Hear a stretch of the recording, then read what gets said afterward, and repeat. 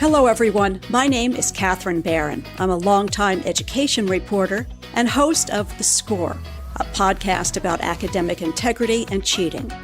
We explore the landscape of cheating in school and delve into the key issues at play in this multifaceted issue challenging academia today. In each episode, we speak with faculty, scholars, or students and ask them to provide insights into what's happening in college and university classrooms and why. How big a problem is it? Who cheats?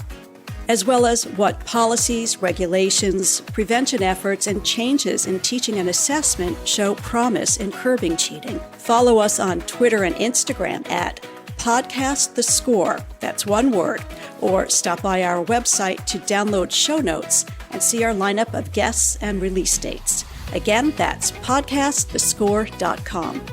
This episode features Jennifer Wright with the University of Central Florida, where she facilitates workshops and seminars on ethical decision-making and is program manager of student conduct and academic integrity in the Office of Student Rights and Responsibilities. She's been working on academic integrity issues and initiatives at UCF for nearly 12 years, including the simple but effective Take the Zero campaign. Jennifer Wright, welcome to The Score. Jennifer, I want to start with an article that you wrote for the Teaching Professor newsletter. It's titled Take the Zero, Helping College Students Have a Healthier Way of Thinking About Grades. It presents an innovative way to help students make better choices about academic integrity. Before we get into the specifics of the campaign, though, I want to ask you about your first sentence in the article. You wrote, "For the last 7 years, I have had the absolute honor of working with college students who have committed academic misconduct."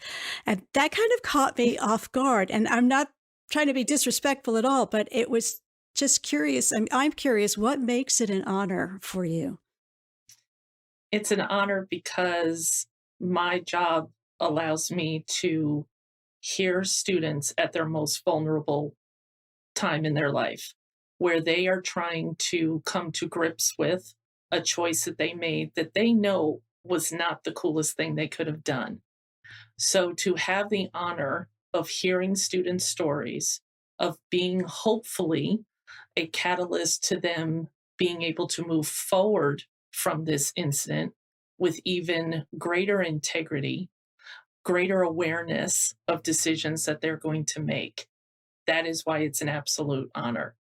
I have heard many, many unique stories associated with choices that have been made. Some of them have been very tragic. Some of them have been overwhelming. Tell us, what is the Take the Zero campaign, and where did you get the idea for it? Also, how does it address the question of what makes students cheat? I thought of it from a student. I was having a coaching session with a student who had committed academic misconduct, and every student who is found in violation of academic misconduct is automatically sanctioned to do a coaching session with me. And during those coaching sessions is where I tried to figure out with the student, why did this happen? What was a reason behind it? How are you doing since it all occurred, etc. And I was talking with one student and I said to them, well, what have you reflected upon this? What was been your big aha moment from this? And they said, if I had just taken the zero, I wouldn't be talking with you. And I went, Right. I can do something with that. That just had a spark in me. I wrote it down immediately in my notebook. And from there, I started to play with it. And I brought it to my colleagues and tested it out with some of our great student assistants and people like that. And they were like, yes, I think you have something there. So that's where it kind of came from. It came from a student's mouth themselves. What it's addressing is when students feel that there is no other option to take, there actually is another option to take, as opposed to going ahead and saying, this is the only way I can salvage this grade. It's the only way I can pass this exam is I'm going to need to cut a corner. I want them to know there is actually an option. It's to do nothing, and it's to take the zero. So that's how it addresses the part of academic misconduct. That's very hard for a lot of students. I'm not sure It's, I would have been making that decision in that it's situation. not easy. How do you convince students that this is the right way to go? It takes a while for the concept to sink in. I actually, will tell you really quick, I was working with a group of students just the other day, and I was asking them how their semester was going and all of it. And they're like, oh, I'm really stressed out because we have about 5 weeks till finals. So a lot of end of the semester things are being done. And I go, okay. I said, well, we're doing the best that we can. I wish you all the best and good luck with everything. And then I just had this overwhelming feeling to say the sentence. And I said to them, I go, you do know that you can miss a question on an exam. And I just started seeing faces go, no, not really. Not really. And I was like, and I must have repeated it to them at least 4 times in a row for it to kind of sink in. I have a workshop also that I do that is called B's and C's Get Degrees. And again, it's not easy for students of today to go ahead and get a C, take a 0. It's interesting how they have the ways of looking at that 0 on a 10-point quiz and manifesting it to, I can't be a doctor. I can't become a lawyer. My parents won't be proud of me. I'm going to let my siblings down. 0 out of 10 will move a student to go, it's all over. So I'm trying to get that concept across to them that it is okay. They put a lot of pressure on themselves. Tremendous. What do you say when a student is referred to your office? And how do they actually admit to cheating? I would say a good 95% of them admit to it.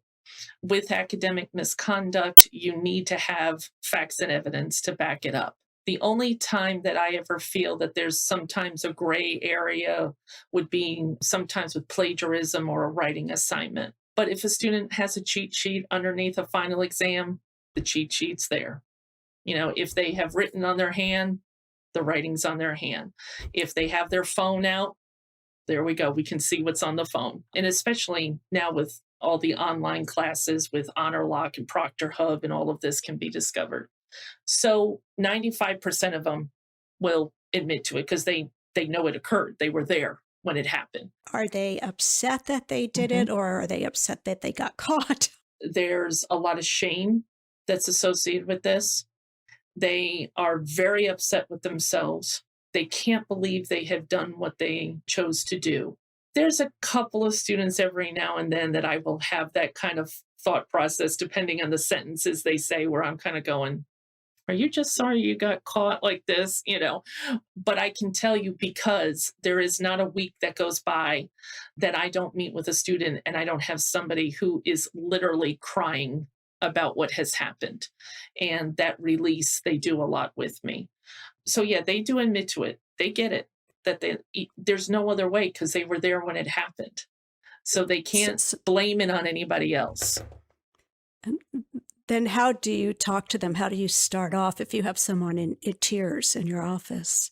Hopefully the tears, they let me get through a little bit of a hello, how are you, before they start crying, but some of them don't. I started off by every session by just asking them, how are you doing living in this incredible world that we're in today? And that will kind of give me, again, some ideas and guides of where this conversation could go, especially considering, depending on points of view and whatever, we're still in this incredible pandemic. We have a lot of world events happening, things that are happening across our own country. And I want to kind of see how are they handling just that, because that is a lot for them, just to kind of see where they're going. And then from there, I usually ask, did you know at the time what you were doing wasn't the coolest thing you could have done? That usually starts the conversation, or tears, depending on which way they want to go.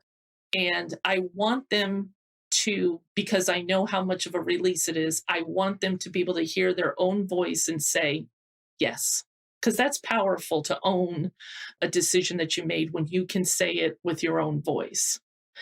So I start with that. And then when they say yes, I'll go, okay, now let's talk about why did it happen? You knew at the time what you were doing wasn't the coolest, but you did it anyways. So let's analyze that moment in time and why did that occur? And then the conversation just goes from there. I mean, it will go in all sorts of directions. I do also ask them if they have told anybody about this, a parent, a sibling, a friend, roommate, anybody. Some of them do, some of them don't tell anybody. So we will also have that conversation as well. Hopefully, by the end of our session, they are owning it. They are starting to be able to put it in perspective.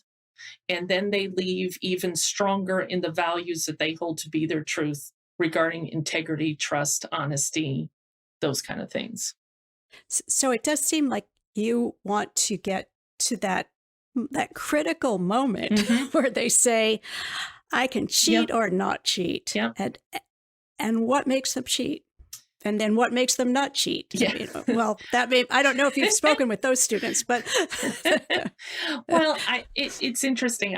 What I have found for the students who, when I say to them, I'll say, what wasn't in front of you, or what was the message that was playing in your head at the time that you chose to go ahead and do this? And a lot of times they will say what I mentioned earlier about, I have to pass this. I must get an A. When I hear the haves and must sentences, then I know that's where some of the work is going to go as well. I have to pass this course. I must be perfect on this. I've never failed. I want to go to medical school and all of this stuff. And they're just like, at that moment in time, they were willing to sacrifice. They were willing to put into jeopardy everything that they do know to be right, because that message was so incredibly powerful for there. And I've been doing a lot of reading in books as such about thinking and human behavior and all that. And there is a part of our brain that will overtake our logic. And if that message is strong enough, our actions will happen accordingly there. So that's some of the things that they happens to all of us. It does. It does. It's not unique. Take us through the process of what happens to a student who's suspected of cheating. Is there a standard process that all UCF faculty have to follow? Yes and no. I will say every college and university across the US and the world has their own policies and procedures and how they do things. With our process, what we are looking at in our office is, has that student's behavior risen to a potential violation of academic misconduct as we have it defined in our golden rule? So we do not have anything to do with grades. We don't have anything to do with any kind of decisions that a program or a degree program may put into place for the student who has done what they have done. So usually this professor will go ahead and handle it in regards to what is going to be the grade violation, what's going to be the course consequence. Then they'll say, well, I want to, how do I say this, uphold my end of an obligation in acting in integrity, and I need to submit this to Office of Student Conduct and Academic Integrity in order for us to determine if a violation has occurred. And then we take it from there. And then do you hand it back to the professor when you're finished? We do. After the outcome has been resolved, after the case has been resolved, we do send a letter to the reporter, to the professor, indicating what the outcome was. Jennifer, what are the sanctions for students who are found to have cheated? And do they vary based on the type of cheating? Do some hold more weight than others? And are the sanctions kind of across the board, or do professors have a lot of discretion on that? Well, again, with our process, the professor's discretion is with the grade. That's where it is. So again, we don't have anything to do with grades. So if the professor feels, based on their policy that they have in their syllabus, that the act that they witnessed, that the student deserves an F in the course, they can give them an F in the course. If they want to just take points off, they can do that, give them a 0, whatever it is, that actually has no bearing on our process. Because professors for a final grade are looking at student behavior over a 14-week period, over a semester. We're looking at one act that has occurred on a day. So we're determining the egregiousness of that act. And with that, we look at what was the intent, what was the impact that it had, how many were involved, were other students brought into this, did other students benefit from a student committing academic misconduct, and a lot with the Course Hero and with Quizlet, with Chegg and all of that. Other students end up participating as well in that. So we look at a lot of things with it to determine what the outcome will be for in violation. We have 6 levels of violations, and they range from a warning to probation to deferred suspension, suspension, dismissal, and expulsion. So those can only come from your office. A professor couldn't expel a student? No, professors cannot. So you talked about intent. I mean, I kind of think of it as premeditated cheating versus spur of the moment cheating. I look at it and say, was there enough of an opportunity or a moment where the student could have stopped what they were doing? So, for example, if there was a student who paid another person to do their work for them, there's contacting somebody, getting it set up, changing usernames and IDs, giving them access, having a lot of conversations. That could have stopped at any moment. That person could have said, wait a minute here, what am I doing? And could have stopped. Continued it, that's where it rises a little bit higher. A student who puts a cheat sheet together the night before, puts it in their pocket, walks with it to class, has it in their, they could have just said, I'm not going to take it out. Nobody would be the wiser. But then you chose to take it out. So we know what was going to happen there. So those kind of rise to a higher level. I also engage with forgery as well, of whether it's a medical document or forgery of an email to try to get out of taking an exam or getting an extension on an assignment. We've had that before. Forgery, you knew what you were doing. You know it's not your name that you're signing. So those kind of things rise to a higher level of it. Spontaneous cheating, the way that actually happens is usually with Chegg, where a student is just sitting there and they're taking the exam, and all of a sudden panic just sets in and they go, oh my God, I need to know the answer to this question, and there's the internet, so let's go with it. So sometimes that does happen, and I can kind of feel and tell if a student, did not plan that out. And you can kind of tell that when you speak with the student, you can. But of course, they still had to pay the fee. So there were steps they had to take. It's not just like looking over at the paper next to you. True. The thing about pay and all that, those of us in academic integrity lands, we really have I do, and I know many of my colleagues do, have a very visceral reaction to Chegg and to other websites who their sole mission is to convince students that their sites are safe and good and helpful, and nothing could happen. Nothing could happen if you use us. That's not true. So what percentage of students have the most severe consequences?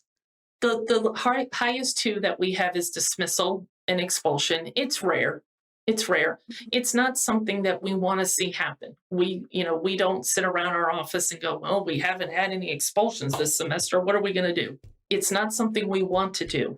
We do believe in students having a second chance. We do believe that they can do better and know better.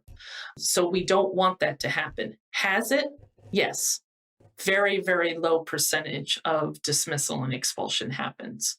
It's usually more around the areas of probation, deferred suspension, or suspension that we have. I like the idea of second chances because Hmm. it seems like someone who's 18, 19 Hmm. years old probably shouldn't have their life ruined because they did this one thing Right. that was stupid. Hmm.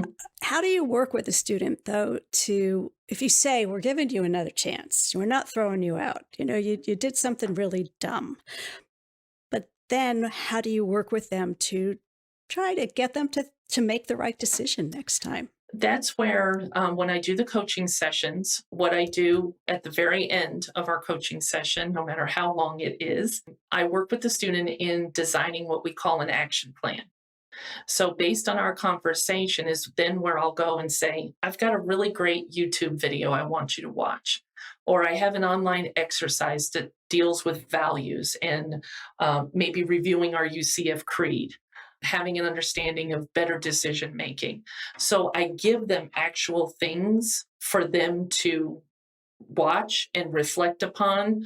Sometimes I have a meeting with an academic advisor or meet with somebody on campus like that. So they have to do some kind of action with it as well. That's where I hope that through meeting with me, the action plan, and then they meet with me again after their action plan work is done, kind of hope that moving forward, they know better.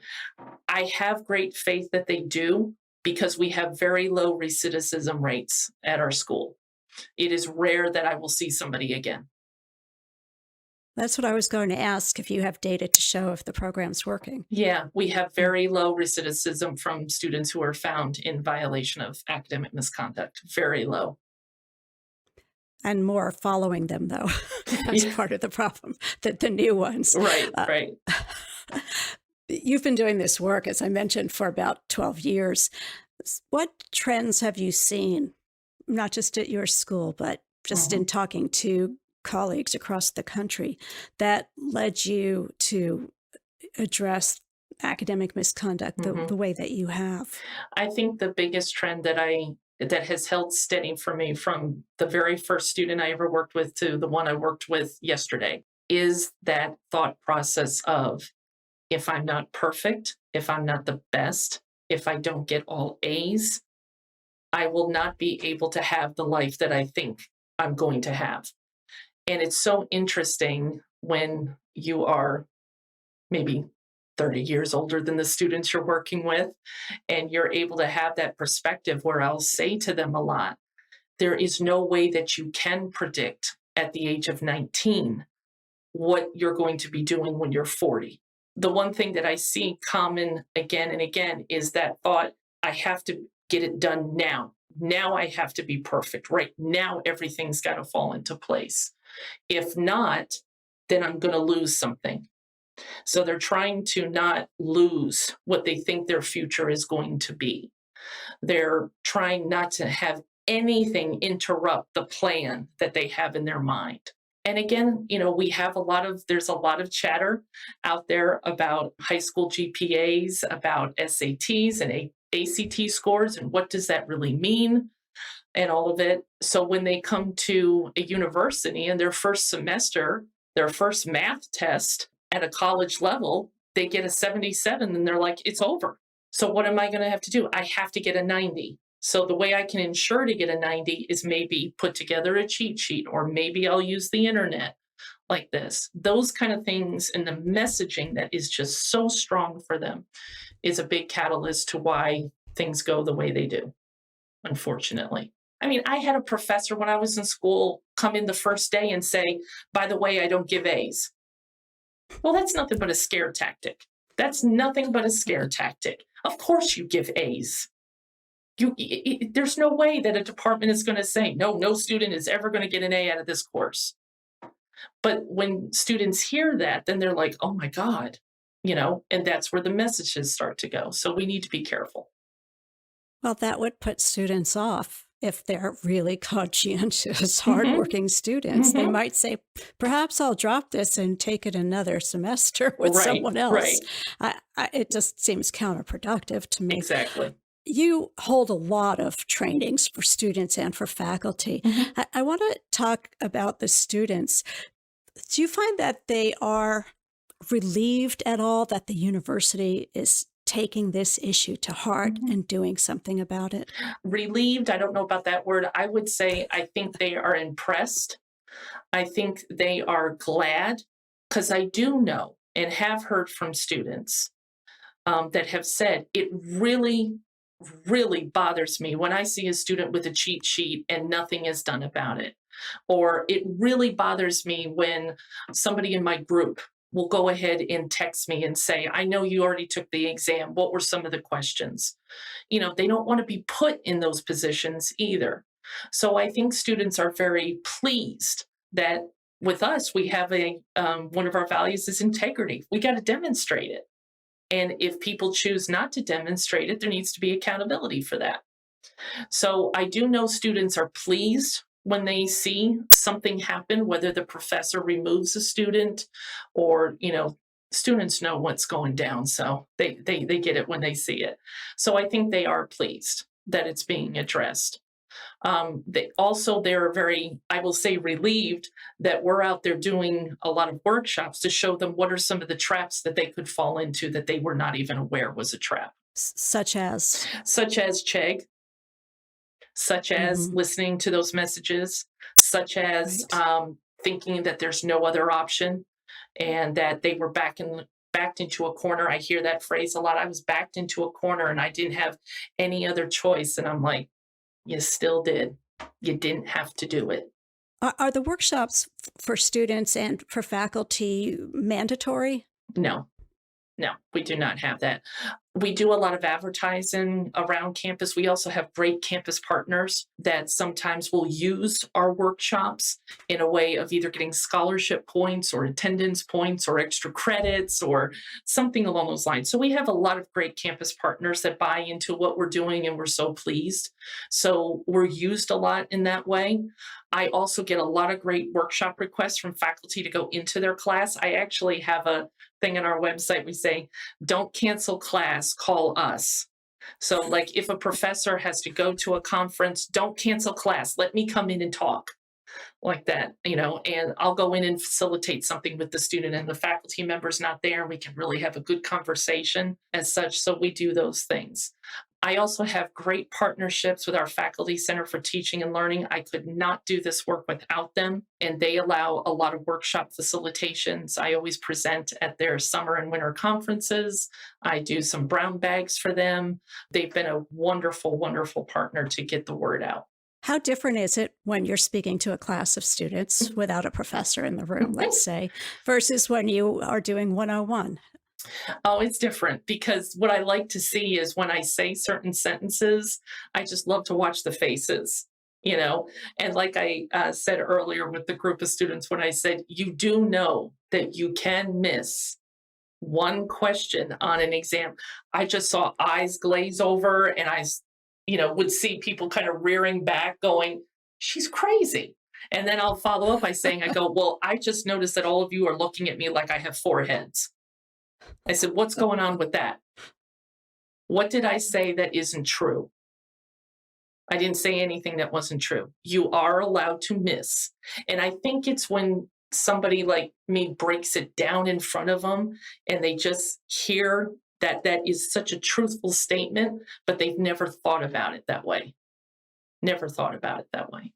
How many workshops do you do each year? Pre-COVID, goodness gracious, there was probably averaged 40 to 45 a semester easily. During COVID, it was a little bit more difficult, obviously. We were still able to do some. Didn't have as high of a participation rate as we would like because obviously everybody's world was upended. So we're starting now to try to get back into a routine of providing that across campus. But this semester, I think I've probably, I don't know, maybe I've done like 6 or 7, but everybody's just trying to get used to getting back to the way we were. I'm sure that people didn't want to do another online session during the pandemic. Exactly. Probably. Exactly. How big is your office, the Office of Student Conduct and Academic Integrity? It sounds like it can't be one person doing all this, is it?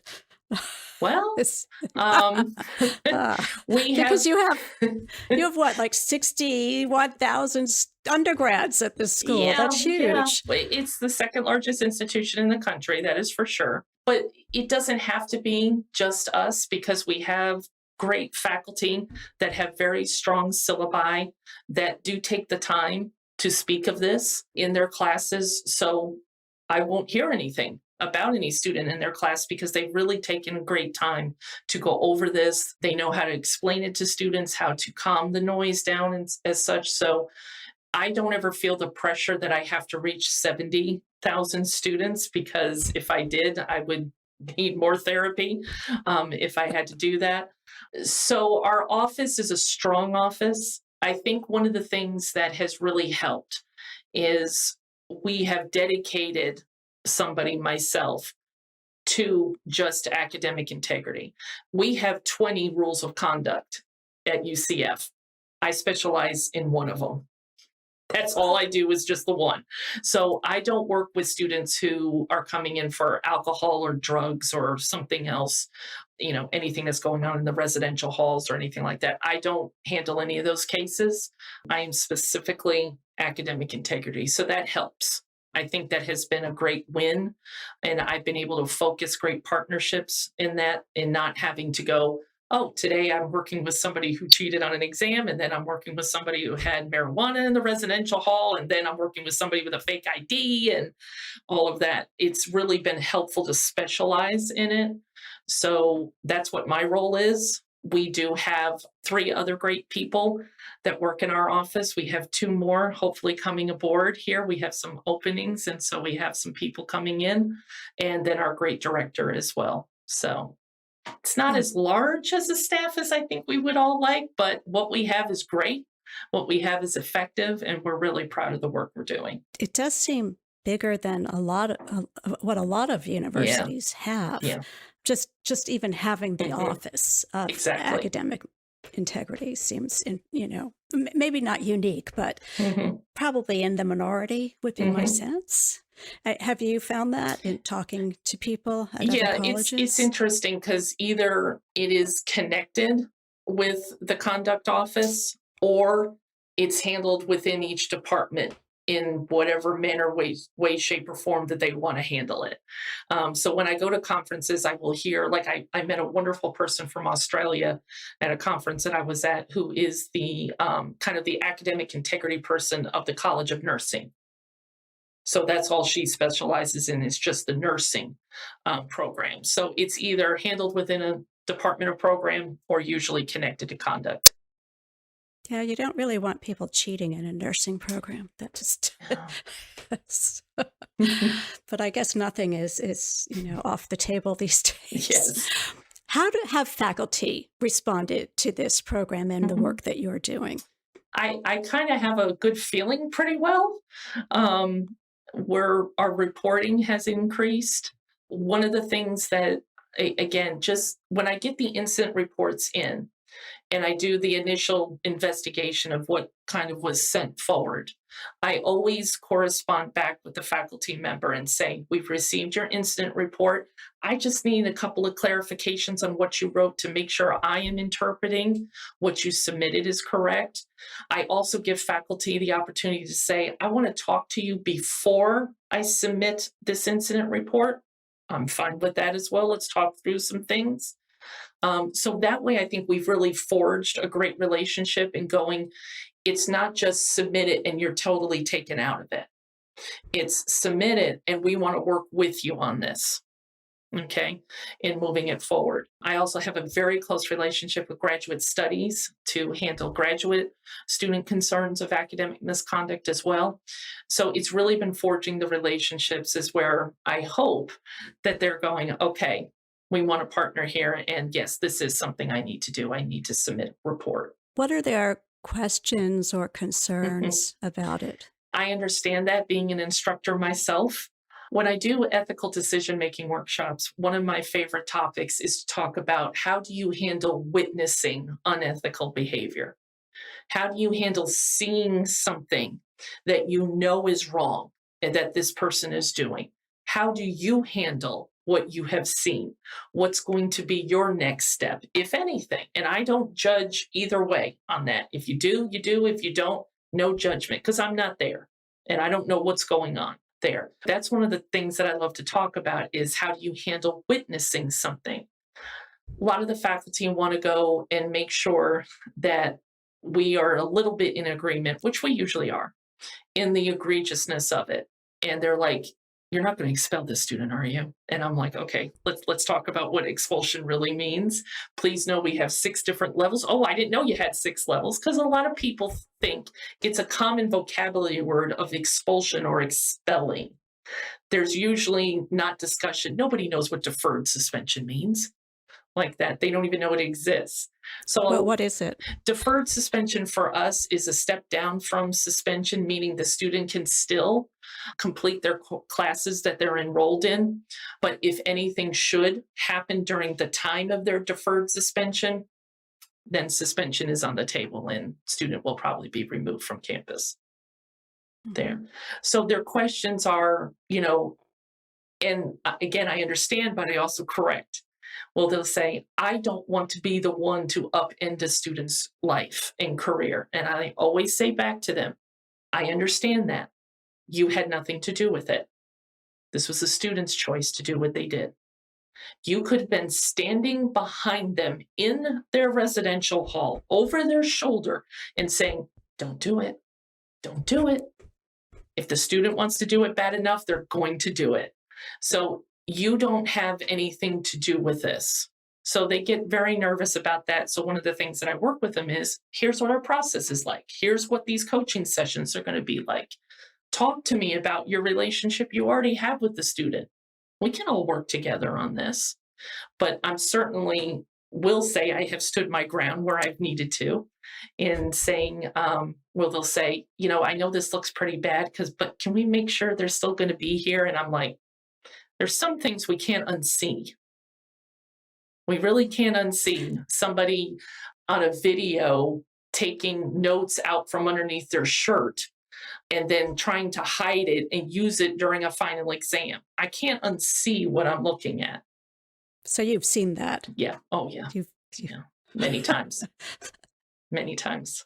Someone on the score who I interviewed said that in one case, the father was crouched under the student's desk. Goodness. And I don't actually know how the video picked it up. Maybe they heard him whispering or something. Oh, I haven't had that. That one I haven't had. But so what's the worst thing you've had, just for fun? I don't like to say worst. What I like to say sometimes is it's the saddest one I've had, because there was it was so not necessary. And we've had one case of a student who had another student go in and pretend to be them and take an exam for them. And the other one would be the student who paid another individual to complete their coursework for them. And you'll sit there and go, just when I think I have seen it all, something else will come up and I'll go, this is a new one. Okay, let's see how this plays out. That raises a question of why is addressing academic integrity so important?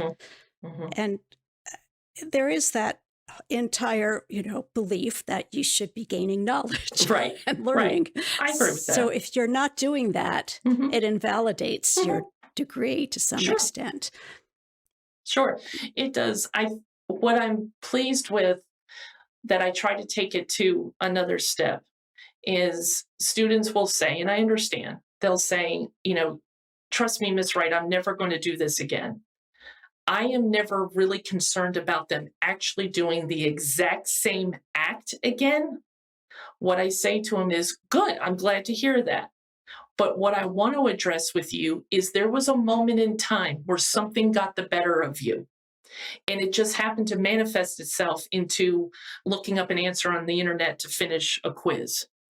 There's going to be other times where something is going to get the better of you, whether that's in your career, in relationships, whatever it happens to be.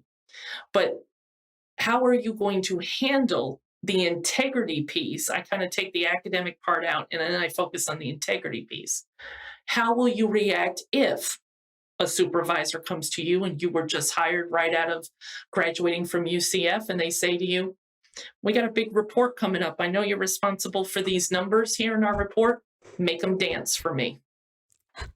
Make it happen. We have to look really good to our stakeholders. Whatever you got to do, don't worry about it. I got your back. I'll take care of you. But please make those numbers look good for our meeting. Well, that's not right. So how are you going to handle that? So that's where I hope in just starting some awareness on these topics that students will, not only take it when they're doing their academic work, but also take it for life. That's for sure.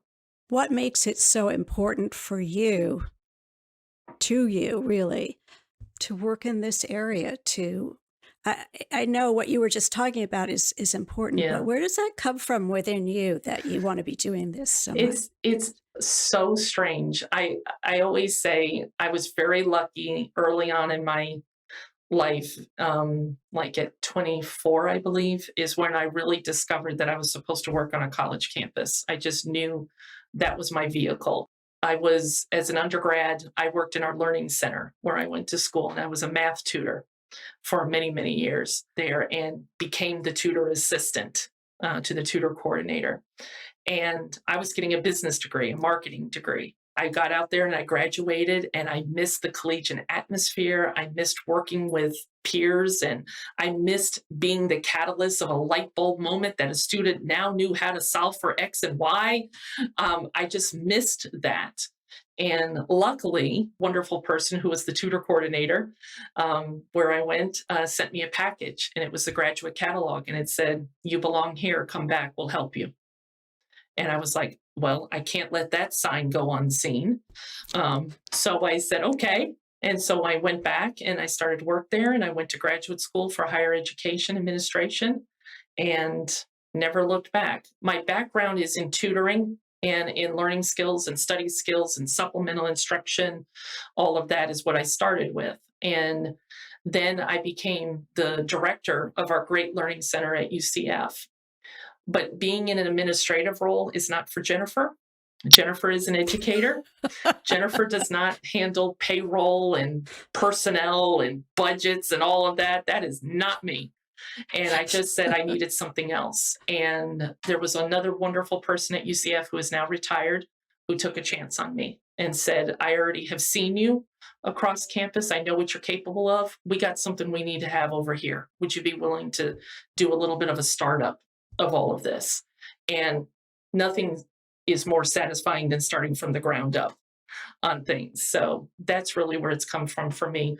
Also, I am just absolutely fascinated with human behavior. I am fascinated with what makes people tick.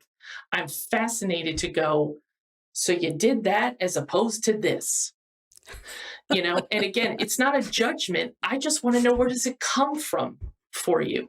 Yeah. So I am fascinated with what makes people who they are and all of it. So I do. I absolutely love my work. It's the most rewarding work I'll ever do. I am so thrilled that I'll probably be writing out the end of my career in this way. So thrilled to be doing it. I want to know, what is next? Mm-hmm. Are there plans to expand, take the zero, or maybe create required courses, Sure. The kind of like the sexual harassment training that's mandatory for college faculty? Right. What are your recommendations to other universities? I will say what is next. I'm very excited about. We have created a campus-wide committee to look at academic integrity. And I am so grateful to be working with these fellow faculty and administrators, and for now not feeling like the only one addressing it. People are addressing it, of course, every day, but being the focus of it. I need other people to help. I need other people to talk with and to figure out what can we do next and what is appropriate. So this campus-wide committee that has been formed, we're meeting here soon, and I'm very, very excited to see what is going to be our call, what is going to be on our agenda, and what we're going to be able to accomplish through that. There's still a lot to do with making sure that violations are up to date with the trends that are happening, especially with technology, as such, to make sure that if something does occur, we do have accountability for it and not say, well, yeah, we see where the student went wrong there, but we can't hold them for anything, you know? So we're looking at those things, or a couple of things that are next.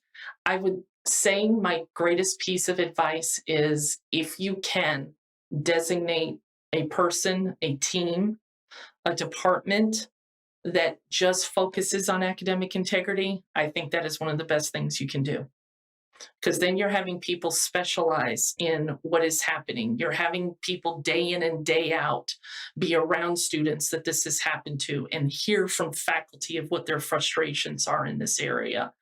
And that's what you specialize in. And then doing a lot of the preventive work is always helpful. And then you have a team specializing in prevention as such. That is the biggest thing that I would say to recommend to others, is if you can really specialize it. I think that is good. That actually takes, to a large degree, the university or college prioritizing this issue. At UCF, it seems like you do, but I'm not sure that's the case in many places. It's hard. It is not easy. There's a lot of competing things, and I understand that. I absolutely do understand competing things, especially when we're talking about mental health concerns of today. We're talking about, increase of students with ideations of suicide and stuff. We're talking about students trying to acclimate. We have all of this incredibleness going on in this world. How are we focusing in on our wonderful international students and all of these things that are going on? So I don't ever say academic integrity's got to be up here, but I would just like it to be at the table with a couple of other things, and UCF has been great about that. Well, Jennifer Wright, thank you so much for sharing these innovative work ideas and insights on how to talk to students and faculty about academic integrity. Great. It's a pleasure. Thank you so much. I really appreciate it. And wonderful job with the work that you're doing with this podcast. It means a lot. Jennifer Wright is with the University of Central Florida, where she teaches ethics and leadership and is program manager of student conduct and academic integrity in the Office of Student Rights and Responsibilities. I'm Catherine Barron. You've been listening to The Score. The Score is produced by the Academic Integrity and Research Group at Pando Public Relations. It is underwritten by Measure Learning, and technical support is provided by This Is Distorted. To ask questions, to download show notes, or to learn more about The Score, visit our website at podcastthescore.com. Follow us on Twitter and Instagram at podcastthescore, or find us on all the podcast platforms as The Score.